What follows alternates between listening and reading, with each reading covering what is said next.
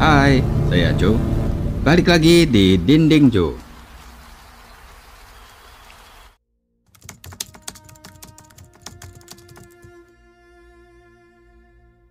Bundi adalah kota kecil di wilayah Hadoti yang terletak 250 km dari ibu kota Rajasthan. Kota ini terkenal dengan benteng-bentengnya yang indah, sumur-sumur curam, istana, danau, dan waduk. Istana Moti Mahal adalah salah satu daya tarik kota Bundi yang tak tertandingi. Selain keindahan bersejarah Istana Moti Mahal, Anda juga dapat menikmati pemandangan panorama perbukitan Arafali di latar belakang bersama dengan pemandangan Danau Nagal Sagar kuno. Nah, di kota inilah tinggal seorang gadis bernama Urvasi Satya Naraina Vaishnav. Tadinya dia tinggal di Jalan Bibanwa di Dayanan. Namun sekarang dia tinggal di Jalan Sektor 19, Opar Kairane, Navi Mumbai. Urvasi tinggal di sana bersama saudara laki-lakinya yang bernama Paras Vaishnav dan sepupunya Jitendra. Urvasi telah tinggal di sana selama 7 tahun terakhir dan bekerja di sebuah restoran bernama Sona yang juga terletak di Nerul, Navi Mumbai. Dia bekerja di restoran ini sebagai pelayan. Meskipun begitu, pekerjaannya sangat bagus. Dia memperoleh penghasilan yang baik dari pekerjaan itu. Dan berkat pekerjaan ini, Urvasi bisa memiliki mobil Baleno merah. Pada tanggal 13 Desember 2022, seperti hari-hari lainnya, Urvasi masuk ke mobilnya pada pukul 9.30 pagi untuk berangkat kerja. Saat itu, dia ditemani oleh seorang temannya bernama Riaz Khan. Selama perjalanan ke restoran, mobilnya dikemudikan oleh Riaz. Setelah mengantar Urvasi ke restoran, Riaz kembali ke rumahnya Urvasi sekitar pukul 1.30 siang. Sesampainya di sana, Riaz memberitahu kakaknya Urvasi si Paras kalau dia sedang sakit kepala dan membutuhkan secangkir kopi. Paras kemudian membuatkannya kopi. Setelah minum kopi, Riaz keluar lagi dengan mengemudikan mobilnya Urvasi dan pergi ke tempat lain. Waktu terus berlalu. Dan akhirnya tibalah saatnya jam kerja Urvasi berakhir pada pukul 5 sore. Tiap hari setelah selesai bertugas, dia biasanya akan menelpon kakaknya Paras untuk memberitahu bahwa shiftnya telah selesai dan dia akan pulang. Kadang-kadang saudara laki-lakinya yang akan datang menjemputnya, atau bisa juga teman-temannya yang menjemput. Atau kalau nggak ada yang jemput, dia akan pulang sendirian. Namun pada hari itu, Urvasi tidak menelpon saudaranya karena suatu alasan. Dan ketika tidak ada telepon dari adiknya, Paras mulai merasa khawatir. Malam mulai larut. Urvasi masih juga tidak pulang-pulang ke rumah. Karena panik, Paras mencoba menelponnya. Tetapi Urvasi tidak menjawab panggilannya. Paras pun menjadi tegang. Di malam harinya, teman Urvasi, Riaz, datang lagi ke rumahnya Urvasi. Dia mengembalikan mobilnya Urvasi di garasi, lalu pergi lagi dengan sepeda motornya sendiri. Sepupunya Urvasi, si Jitendra, diam-diam melihat semua yang dilakukan Riaz dan dia memperhatikan kalau Urvasi tidak bersama Riaz pada saat itu. Sementara itu di sisi lain, Paras menelpon saudara ipar mereka yang bernama Nitin dan melaporkan Urvasi belum juga pulang dari tempat kerjanya sampai selarut ini. Mendengar hal itu, Nitin pun terkejut dan bergegas menuju ke rumahnya Urvasi. Setelah itu, Paras juga menelpon teman Urvasi yang bernama Riaz dan menceritakan apa yang sedang terjadi. Riaz juga tampak terkejut mendengar ini. Dia kira Urvasi sudah pulang dari tadi. Tanpa menunggu aba-aba, Riaz pun menawarkan bantuan untuk mencari Urvasi. Beberapa saat kemudian mereka semua mulai mencari Urvasi bersama-sama. Tetapi setelah beberapa jam berlalu, mereka tetap tidak dapat menemukan jejaknya. Setelah menunggu begitu lama malam itu, Paras, Nitin, dan Riaz pergi ke kantor polisi dan mengajukan laporan orang hilang untuk Urvasi. Setelah menerima pengaduan, polisi pun mulai mengadakan pencarian. Keesokan harinya, pada tanggal 14 Desember 2022 siang hari, beberapa penduduk desa setempat dari desa Damani di Raigat District sedang melewati sebuah jembatan dan salah satu dari mereka kebetulan melihat ke bawah, tepatnya ke salah satu pilar jembatan. Di pilar itu, mereka melihat tubuh manusia tergeletak, tengkurap dengan setengah kepala terendam dalam air. Melihat jasadnya dalam kondisi seperti itu, semua orang yang ada di sana menjadi sangat takut dan cemas. Dengan panik, mereka segera memberitahu polisi di Panvel Taluka Police Station yang terletak di Navi Mumbai. Tanpa banyak bicara, polisi langsung mengambil alih jenazah tersebut untuk diperiksa dengan cermat. Mayat itu rupanya adalah seorang wanita. Polisi awalnya mengira dia meninggal karena tenggelam di Sungai Gadi. Namun, saat polisi memeriksa lebih dekat, mereka menemukan banyak bekas luka pada tubuh jenazah tersebut. Dan sebagai tambahan, ada tanda-tanda di sisi depan lehernya yang menunjukkan dia telah dicekik dengan sesuatu. Melihat semua ini, polisi mulai meragukan asumsi awal mereka. Kini mereka yakin bahwa wanita ini mungkin telah dibunuh. Meskipun polisi tidak mendapat kesulitan mengidentifikasi ciri-ciri jenazah dengan tepat karena wajah wanita itu masih utuh, namun tidak ada satupun orang yang hadir di tempat kejadian perkara yang dapat mengenalinya. Faktanya, bahkan semua penduduk setempat belum pernah melihat gadis ini di daerah tersebut sebelumnya. Polisi mencurigai gadis itu pasti datang dari tempat lain. Itulah sebabnya penduduk setempat tidak dapat mengenalinya. Polisi lalu mengirim jenazah gadis itu untuk diotopsi di Rumah Sakit Nana Saheb di Panvel. Tidak lama kemudian, laporan postmortemnya pun keluar. Laporan itu menyatakan bahwa gadis itu tidak meninggal karena tenggelam dalam air, melainkan karena dicekik. Laporan postmortem juga menyatakan bahwa bekas luka yang ditemukan pada tubuh gadis itu kemungkinan besar disebabkan karena dia melawan seseorang dan berusaha menyelamatkan diri. Menurut otopsi, gadis itu dibunuh belum lama, hanya sekitar 24 jam dari saat tubuhnya ditemukan. Setelah mengetahui semua ini, polisi kini sepenuhnya yakin bahwa ini memang kasus pembunuhan. Karena itu, maka penyelidikan diserahkan dari kepolisian setempat kepada Unit Reskrim 2. Unit Reskrim terlebih dahulu mendatangi Desa Damani, di mana di sana merupakan lokasi ditemukannya jasad gadis tersebut. Dan setelah tiba di sana, mereka kembali memeriksa seluruh area itu secara menyeluruh. Setelah itu, tim cabang kriminal juga kembali memeriksa jenazah di rumah sakit. Meskipun polisi menemukan sandal yang dikenakan gadis itu bersama dengan beberapa barang kecil lainnya, namun tidak ditemukan perhiasan apapun di dekat mayat gadis tersebut. Karena tidak ada perhiasan, polisi berspekulasi bahwa mungkin saja si pembunuh telah melepas semua perhiasannya sebelum membuang mayatnya. Melihat sandal ini, cabang kriminal mulai berpikir tentang bagaimana mereka dapat mengidentifikasi gadis ini dengan menggunakan sandal tersebut.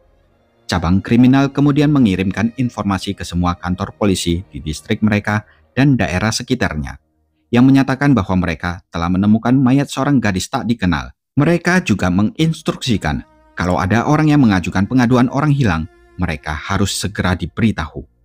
Setelah itu, petugas Satuan Reskrim kembali memeriksa sandal milik gadis tersebut. Sandal ini tampaknya baru dibeli. Nama perusahaan yang memproduksi sepatu itu juga tertera pada sandal tersebut dan tampaknya merupakan merek sepatu lokal. Kasus ini menjadi sangat sulit bagi cabang kriminal karena mereka harus mengidentifikasi gadis itu hanya dengan menggunakan sandal ini. Tantangan terbesarnya adalah banyak gadis lain mungkin telah membeli sandal jenis yang sama dan mungkin juga memakainya. Jadi, polisi mulai menyelidiki toko mana yang menjual sandal tersebut. Untuk mengetahui hal itu, mereka menghubungi perusahaan yang memproduksinya.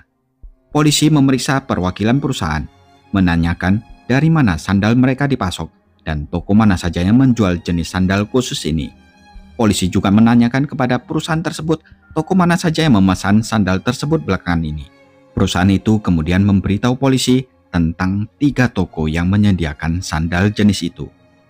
1 toko berada di Panvel, yang kedua di Vashi, dan yang ketiga di Mumbai. Setelah memperoleh informasi ini, cabang kejahatan membentuk 3 tim terpisah. Tim-tim ini mendatangi toko masing-masing dan menunjukkan foto gadis itu kepada penjaga toko, sambil menanyakan apakah mereka mengenalinya. Penyelidikan oleh unit kriminal ini berlangsung antara tanggal 15 dan 16 Desember. Di Vashi, ada seorang penjual yang langsung mengenali sandal tersebut dan mengaku sebagai penjualnya. Cabang kriminal kemudian menunjukkan foto gadis yang sudah meninggal itu kepadanya, dan si penjual pun mengenalinya dari foto tersebut.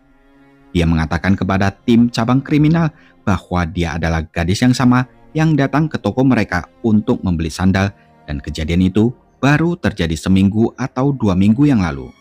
Karena toko itu memiliki kamera CCTV, tim cabang kejahatan mulai meninjau rekaman tersebut untuk melanjutkan penyelidikan mereka. Sambil memeriksa rekaman tersebut, unit kriminal mulai meninjau rekaman dari tanggal 6 Desember 2022. Penjual itu juga sedang menonton rekaman tersebut. Tak lama kemudian, ketika melihat seorang pembeli, ia pun segera mengatakan bahwa pembeli tersebut adalah pembeli sandal di toko tersebut. Ketika polisi memeriksa rekaman itu lebih dekat, mereka juga yakin dia adalah gadis yang sama yang mereka cari. Dalam rekaman tersebut, terlihat seorang laki-laki bersama seorang perempuan, dan dia tampak seperti seorang binaragawan. Gadis itu memilih dan mengambil sandal, sementara yang laki-laki terlihat membayarnya di konter penagihan. Setelah menonton rekaman tersebut, polisi memeriksa salinan tagihan yang tertera atas nama gadis itu. Dan saat itulah mereka mengetahui bahwa namanya adalah Urvasi. Polisi juga menemukan bahwa gadis itu adalah penduduk Kopar Kairane Navi, Mumbai.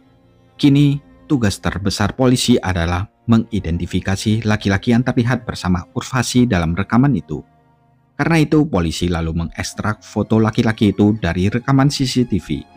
Mereka kemudian berasumsi jika Urvasi berasal dari kota Kopar Kairane, maka laki-laki itu kemungkinan besar juga berasal dari sana atau daerah sekitarnya.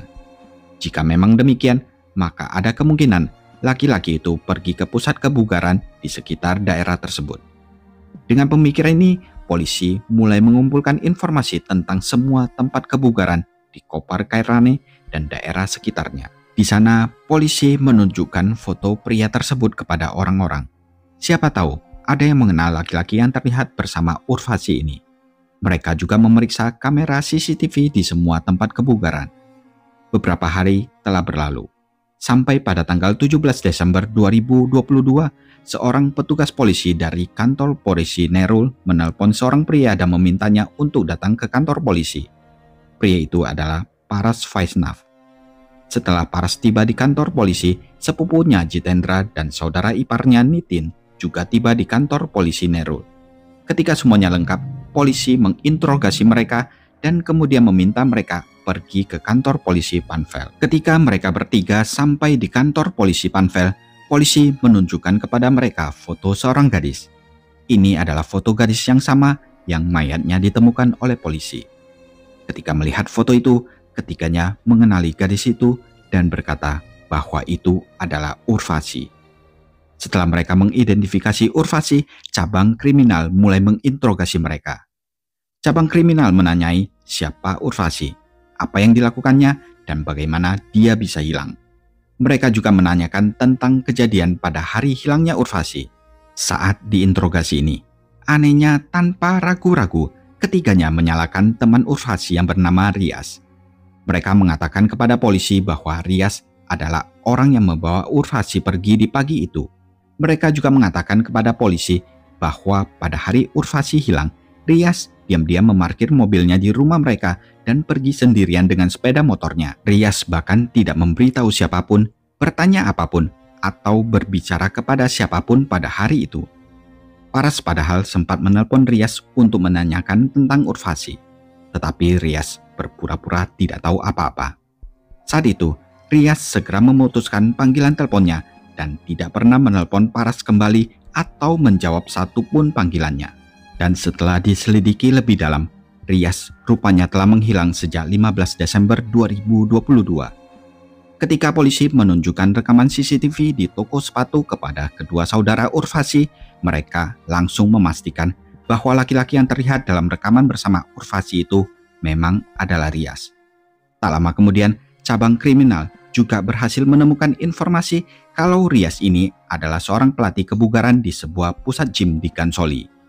Polisi bahkan juga telah memperoleh alamat rumahnya. Dia tinggal di gedung koloni Mada nomor 26 di Gautam Nagar, Govandi West, Mumbai.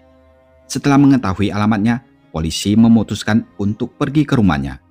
Mereka ingin tahu apakah Rias benar-benar telah membunuh Urvasi, dan jika ya, mengapa dia melakukannya.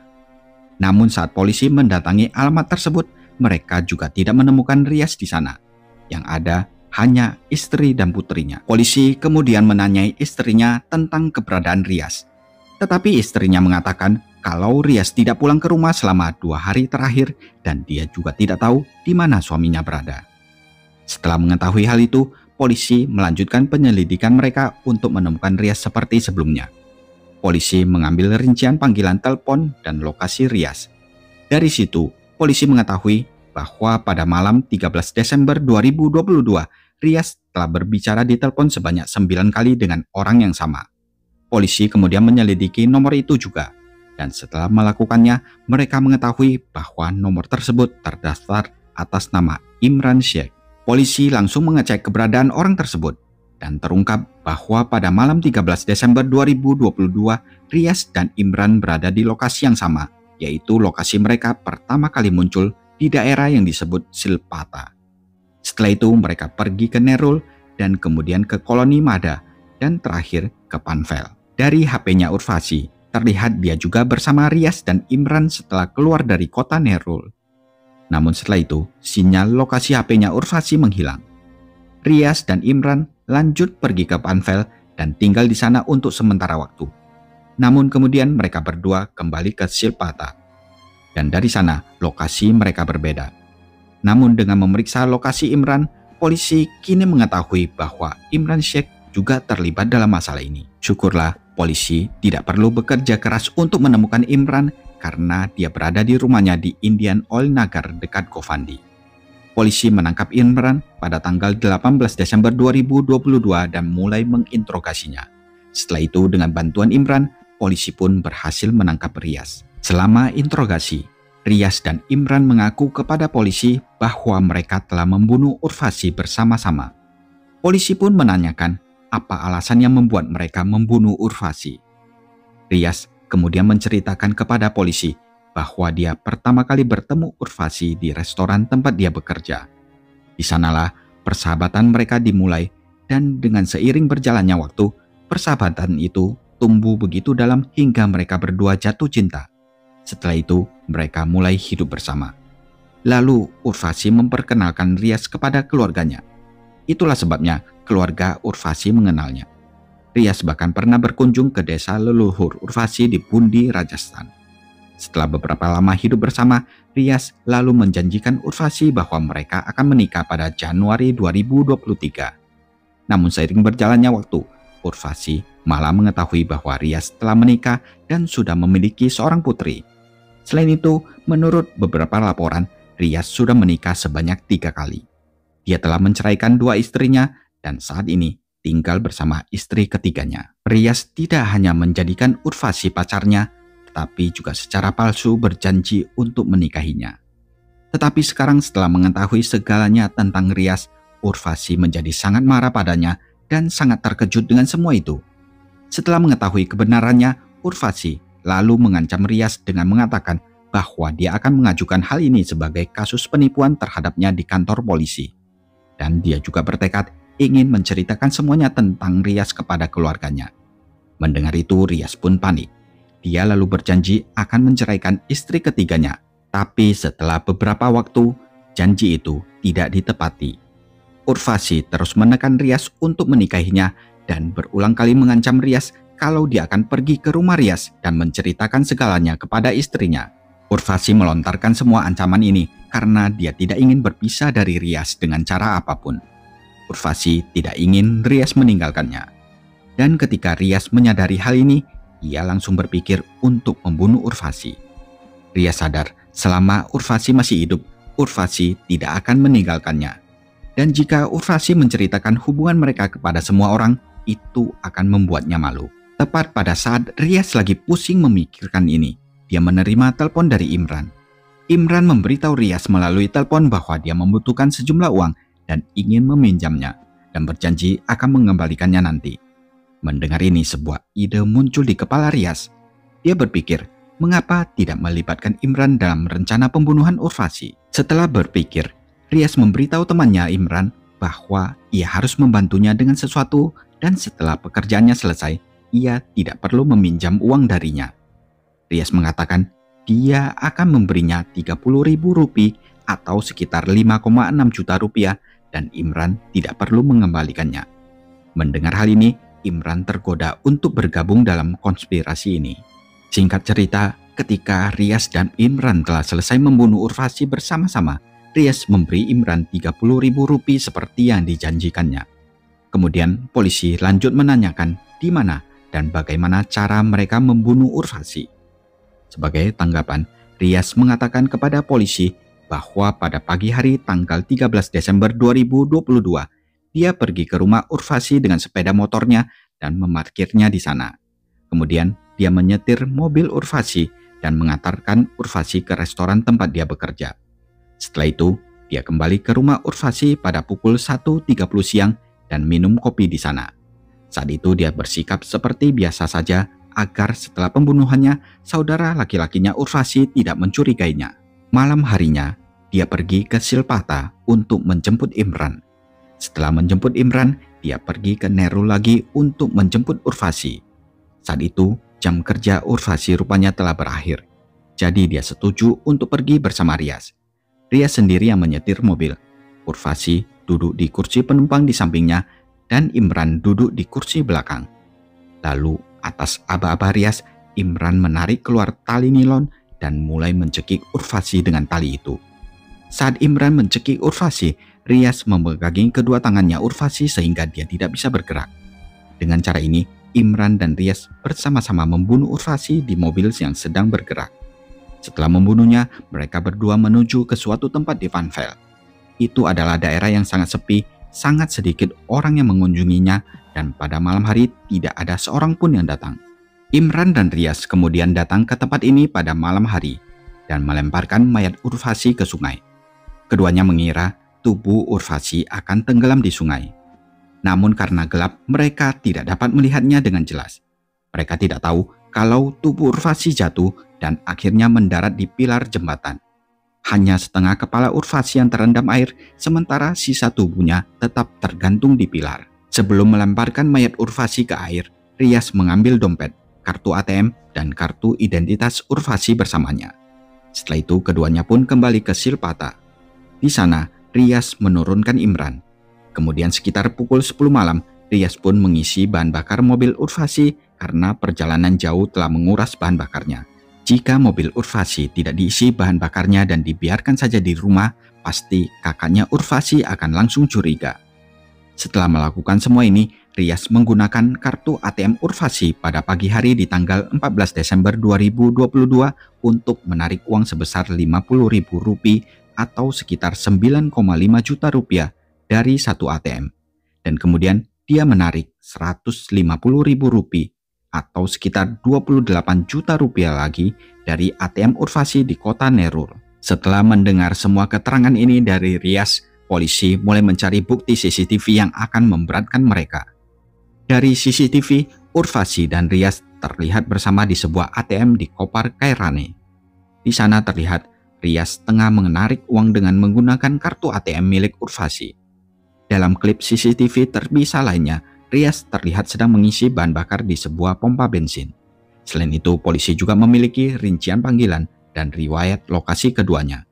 Namun, bukti yang paling sulit ditemukan polisi adalah ketika Rias dan Imran membunuh Urvasi atau ketika mereka membuang mayatnya, karena tidak ada saksi mata sama sekali. Pada tanggal 16 Maret 2023, polisi Kota Van Vel menyerahkan surat dakwaan ke pengadilan. Setelah itu, persidangan terhadap Imran dan Rias dimulai.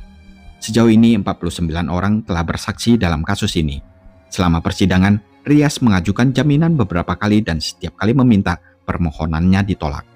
Namun, tiba-tiba pada tanggal 2 September 2024, Pengadilan Tinggi mengabulkan jaminan Rias dan dia dibebaskan. Sedangkan Imran sampai kini tidak ada kabar terbaru tentangnya.